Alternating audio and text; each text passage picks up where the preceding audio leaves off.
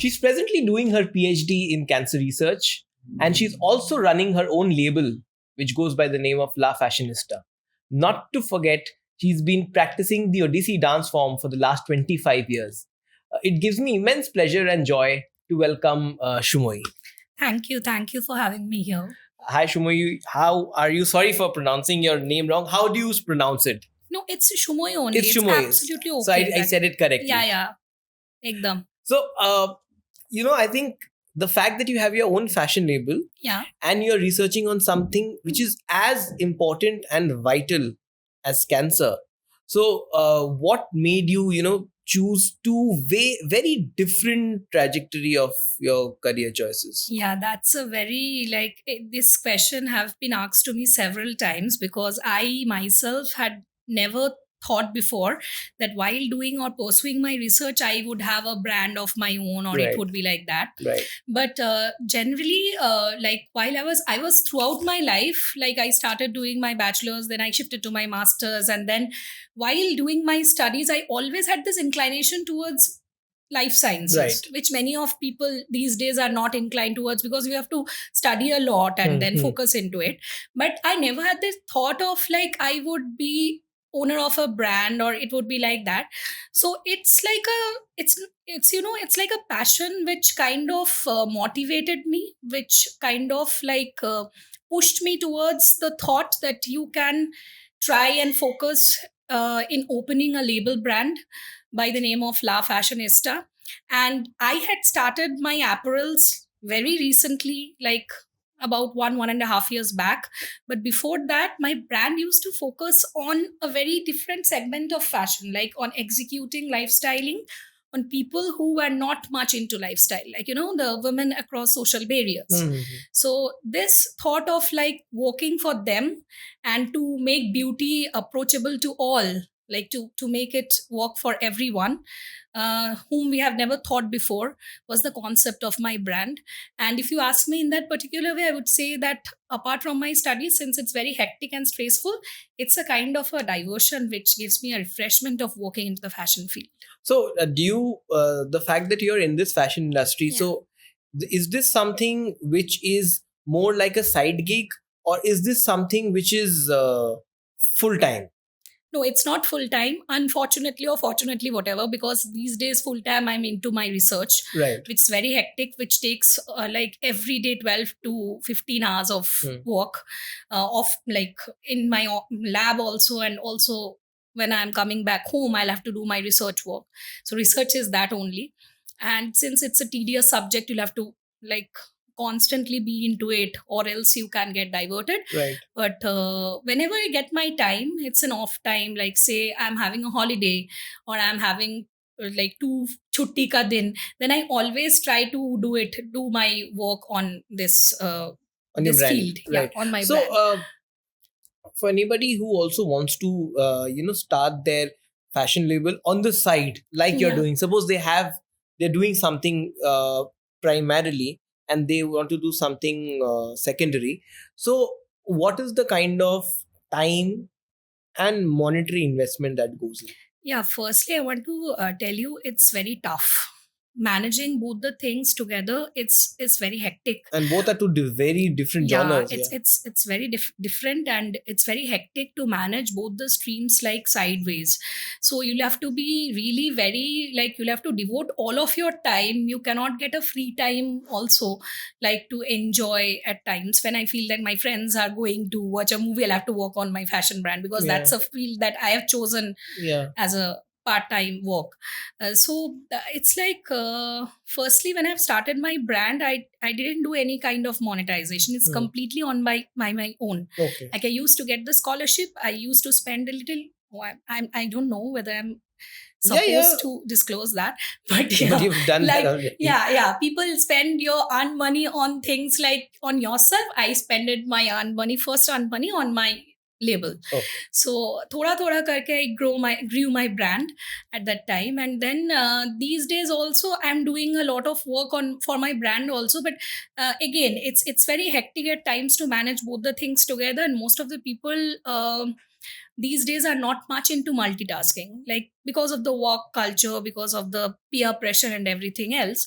So I kind of developed that was a, like you can say that was an inbuilt notion in me that I'll have to do it, because it's kind of a field that I love to do. I love to see my work in front of the camera. I love to see my, like, stitches and everything. So that's why I did a thought of developing the brand and working on it. So how much revenue do you make every month? On an average, like I'm sure there are some months which is less, some months which is more. But on an average, what is the amount of revenue that you make per month, and what is the profit from that? See, the profit these days, like my work is a kind of thing that every month it's not the same. Obviously, because it's a label, so every designs are different. Yeah, it's a label, and also. But you have to give us, say, a ballpark, just an idea. So maybe you can calculate 12 months and then divide it by 12. So if you give me a ballpark, then what is the revenue that your brand generates? The revenue is like I already said that it's not the same every month, Right. because I may say, okay, in 1 month I had not got that time of like investing myself into the work. Correct. So the work got completely shut down at that period of time. Right. I have a small core team, right, but most of the people of the team, they are into separate professions. Right. So some of them are into IT sectors, some of them are into fashion, some of them are into various fields. So they come together, they like work together to make an event successfully run, to make the stitches, to kind of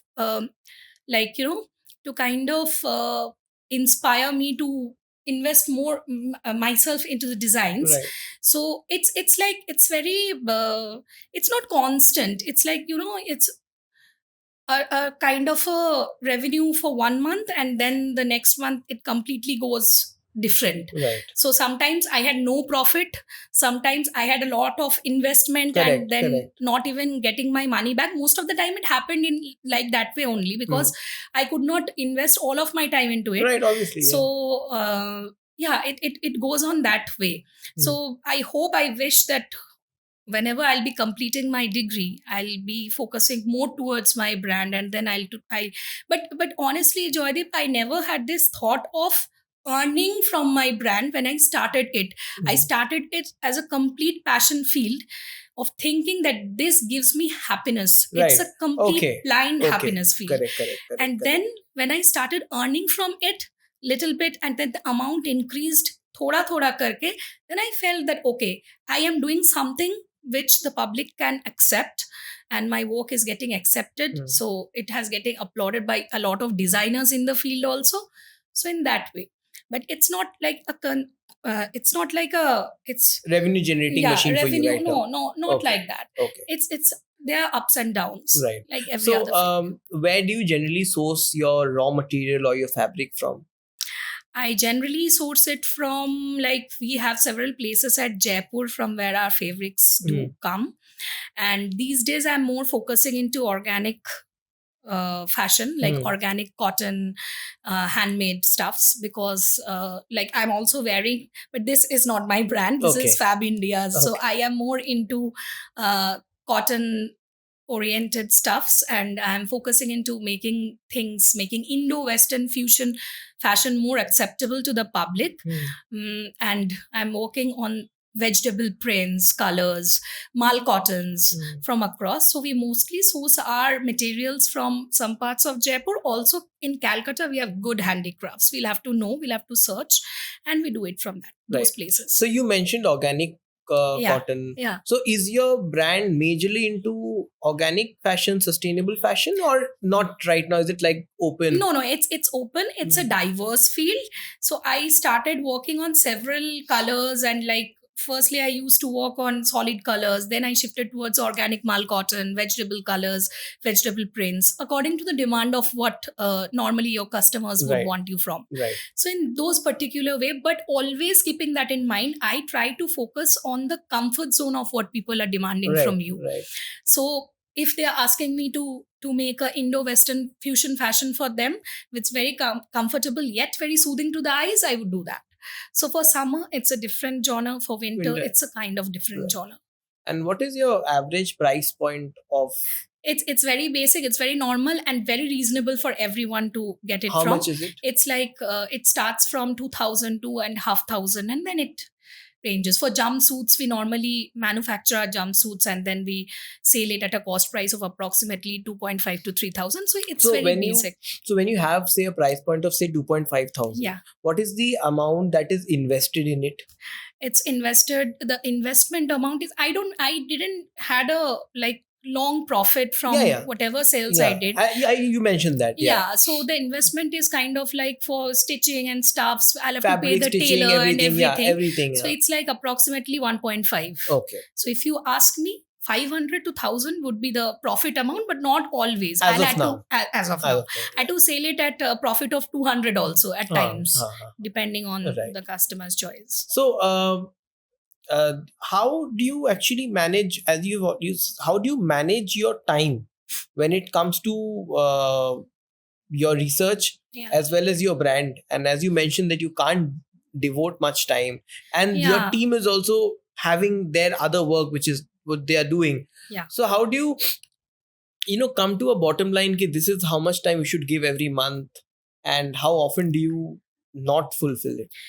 We always try to, like I and my team, we always would try to make it like in a month. We try approximately keeping 5 days completely devoted. That's a very short time though.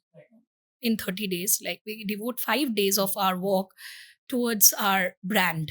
Right. But whenever we sit, we try to make the time productive. Like we use it very productively.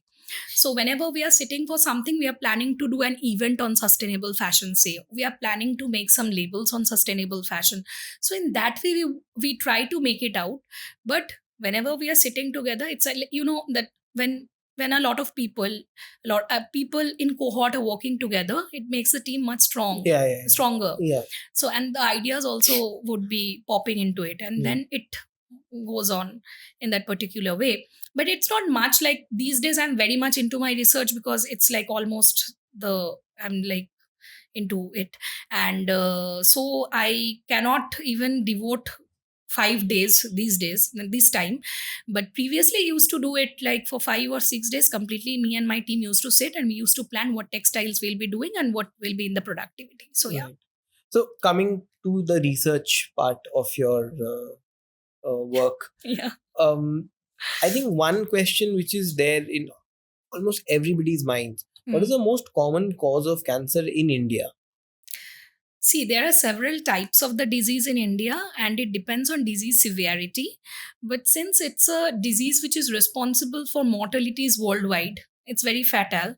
And we are trying, everyone in India and also abroad, they're trying to make some way out to focus into its reducing the disease severity and not getting into the terms of relapse, which is very common. So basically, it's a mutational disease which leads to cellular, mutation of the cells of our cells, which leads to, cellular proliferation uncontrolled. So the cells constantly divide. In biological terms, I'm saying. A lot of people, I don't know, a lot of people might get it and might not. But in biological terms, it's a disease of the cell. And previously, we had our conventional treatment processes like chemotherapy, radiotherapy, surgery, everything, which had a lot of side effects. But these days, scientific field and research workers are so much focused into orienting their treatment in some other way, which in a way will cure the patient, but also at the same time would not have any relapse. And also focusing towards the fact that the treatment that they are providing would not have any side effects.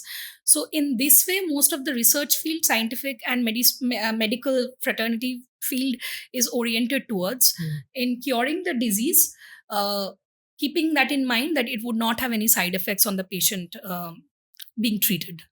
Right. No, I think coming back to my question, what is the most common cause of cancer in India?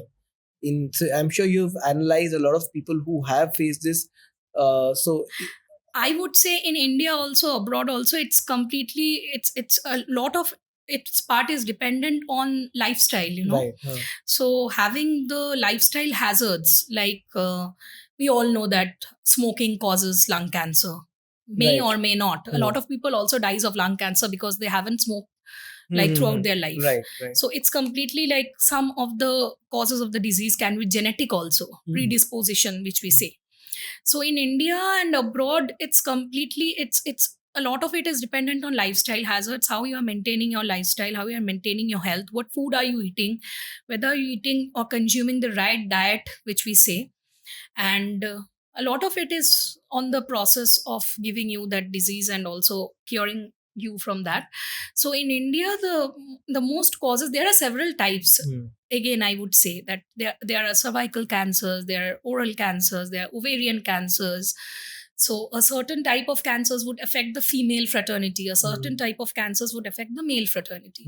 So the cause is mostly like lifestyle hazards, and also alongside it can be because of, in a term we can say luck, fate, and wherever it's destined to be. But yeah, this maintaining your lifestyle can have a lot of impact on your health. So there was this conspiracy theory which I read somewhere. I don't remember where, but I read that cancer is mostly human made, and even the treatment of cancer can be very cheap and inexpensive.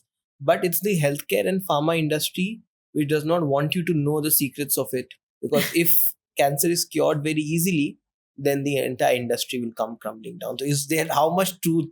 No, I don't think it's a complete truth, because a lot of investments are also required from the pharmaceutical end to cure the disease.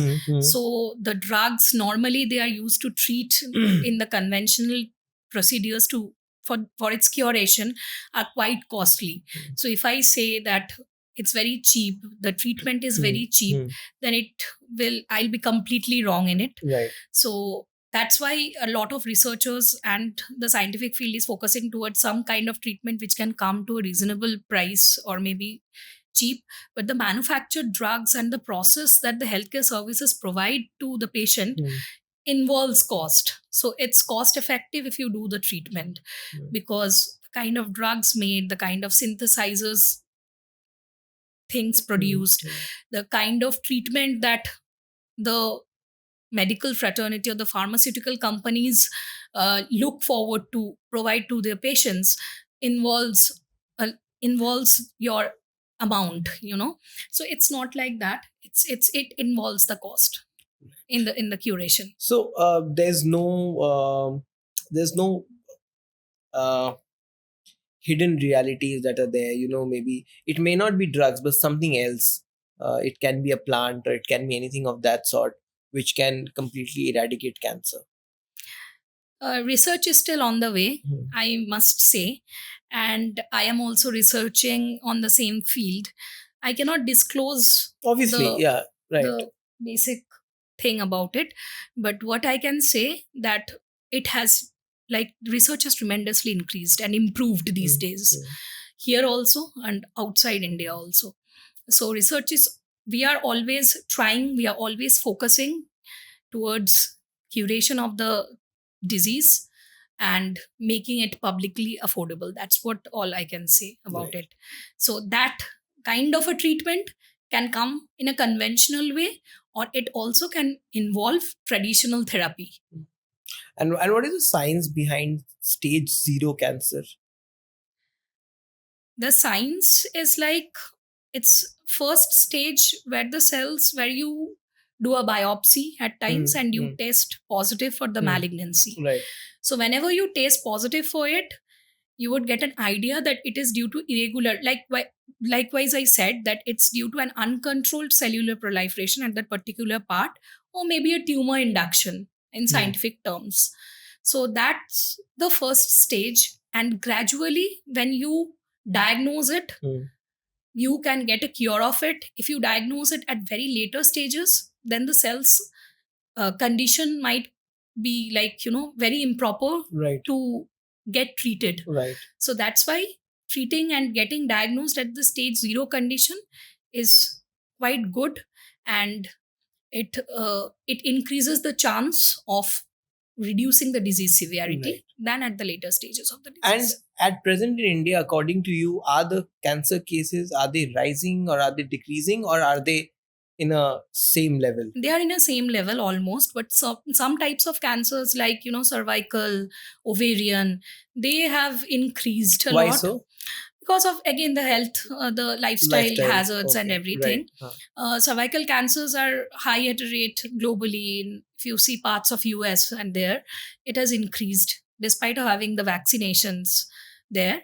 But I would not say that it has decreased to a tremendous level. Right, but there right. science is progressing, Right. research is progressing, and on its way in its reduction. Okay. And are there any particular food or drink that can help reduce the chances of having cancer?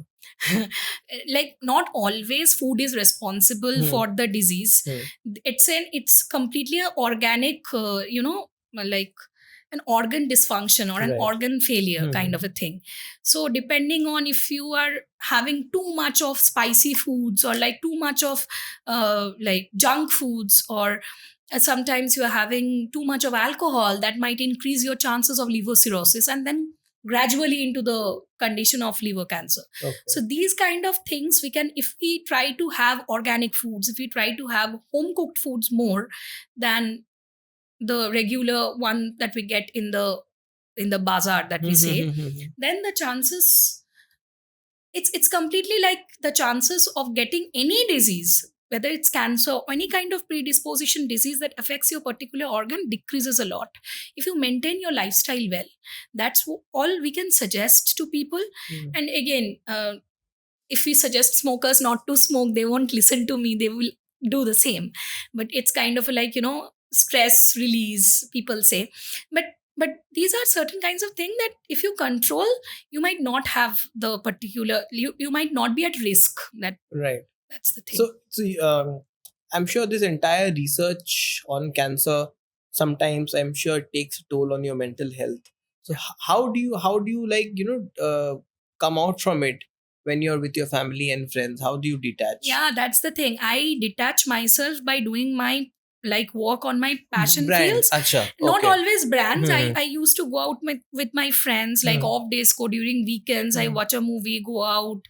I do a lot of things. I particularly feel, and I would like to say this to the audiences also who would be like listening to this, that not always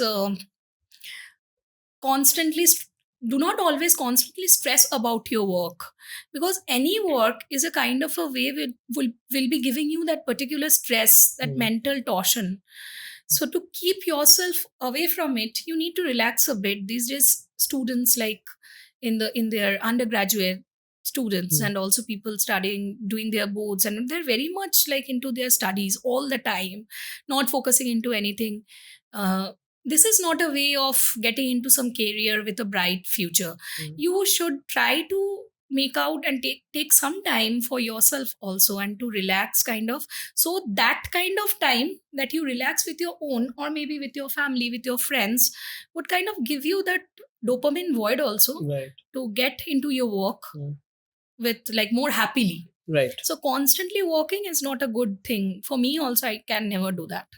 If I have to ask you, what are the top 3 institutions in India currently who are working on cancer research? There are lots of institutions. Top 3 according to you? CSIR institutes are the best. Okay, so there are lots of CSIR institutes. Also, government hospital acquired research centers. They are also great because they are working on patient samples, clinical samples. So that's, you are targeting directly the patient rather than working on anything else. So I cannot particularly name any institute because CSIR institutes are quite renowned, quite named. And also these kind of like hospital acquired government institutions, they are quite good in working on the field. And what about globally? Which institutions or which countries are making the most impact? US, undoubtedly. They are like doing great in the field, not only in cancer research, but in any type of scientific research.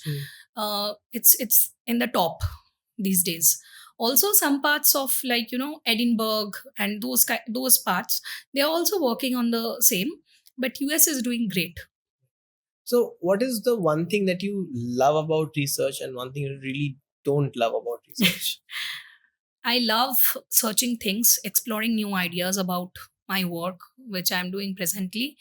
I hate these days. It has become a lot of stressful work. Yeah, like I have to constantly work on the same sar dard, spondylitis, everything I've inherited, like constantly working. So yeah, that I hate. Like it's at times it becomes very boring, like doing the same thing, and then very stressful also. Right. So again, I have ways to part away from my stress. So I do that. So was research something that you like consciously got in, or did your family tell you to get? No, they were never suggesting me to get into research. They were never. So this also passion driven? It was not, but I was a student, bright student in the field of life science. That's what I Okay. can tell you. I was also not thinking when I was doing my masters. I did my masters from Xavier's, which probably was your institution as well. Yeah. So when I was doing my masters from Xavier's, I never had the thought of that I will be getting into research, or I'll be constantly in my lab working day and night, searching something new ideas. But it's like it's a like field which will you will be motivated seeing your friends and everyone, your teachers, your professors will be asking you that you did this much, then you get into. But my family was never into the fact that you will have to do your research. My mother is kind of like, she is also into an academic field, and she was kind of ke tumko PhD karna chahiye, and then once you are done with your masters, do your PhD, then you will get a good successful career. But my father was never into that. He was always saying, do you work in media, do you work whatever you want to do, but don't get into so much hectic things. But it was like kind of, I was inclined towards the study, towards the field, and that motivated me to do my research. Right. So for any person who wants to manage two things at a time, like you are doing, uh, what would your tip be to them? And if you can maybe list out 3 tips. My tips would be, firstly, my friends and family would be watching this, and they would say I am the wrongest person to give you tips and advices about it, because I am at times very much panicked how to manage every work. And I think that comes from within if you are doing a lot of things together. Right. But what I would suggest to people, that multitasking is very important. And if you are a multitasker, if you think that you can manage 2 fields or 3 fields probably together, then you should do that. Because A1, it increases the capacity in you to explore yourself. Right. Probably you are very good at science, but you are also good on stage, which you have never explored. So once you get that chance of exploring yourself on stage, you would feel that, oh my God, I had spent so much time researching in lab, and I never had this thought that I can be publicly also so much acceptable. So try to accept your flaws, your mistakes, and then try to get into the field simultaneously, but do not stress yourself too much about anything. Let it go with the flow. होना है तो होता है, नहीं होना तो जाने दो. Simple as that. I'm doing this is not working. Our experiments fail a lot of times. Okay, so that's the way we have learned from our labs, that 3 days, 4 days ka experiment goes into dump. So we, from those failures, have started learning that we can do our work, but at the same time, whenever I'm failing into one, I'm winning on the other side of my life, like my other fields. So that's the benefit of multitasking. But the disadvantage of it, it's very hectic, it's very stressful, and you'll have to keep your mind calm and balanced to do two work simultaneously. And do not stress yourself. Let it go with the flow. You will definitely succeed in it. Right. And what are your future goals for your brand? I'm planning to do a lot of work on my brand for the future. So I have not planned completely it, but And that's okay. That's fine. yeah, because I will do it. मेरा क्या है कि वो जब मतलब कल सुबह क्या होता है, मैं आज से नहीं सोच के रखती हूँ, वो कल सुबह को देख लूंगी, तो फिर कुछ ना कुछ I can manage from it. So it's like that. But I am planning to make fashion more accessible to people who never had this thought of getting the access to it. So in that way, I'm planning to work more into it, design more parts of it, and then it will, like, the way it will go on. Okay. It's all on, like, on the God. Right. Awesome. Thank you so much, Sumoyee, for coming here and giving your time. Thank you. It was a pleasure talking to you, and I wish you all the best in whatever you do. Thank you so much. Thank And you it's so a much. pleasure for inviting me in this show. Thank you so much. Thank you. Thank you.